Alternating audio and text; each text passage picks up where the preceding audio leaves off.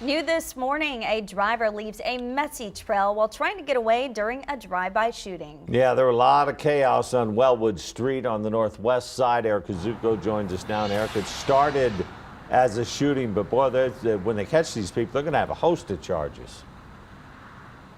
Yeah, Barry and Audrey, they say that this suspect or suspects actually crashed into a house in a neighborhood near where we are right now.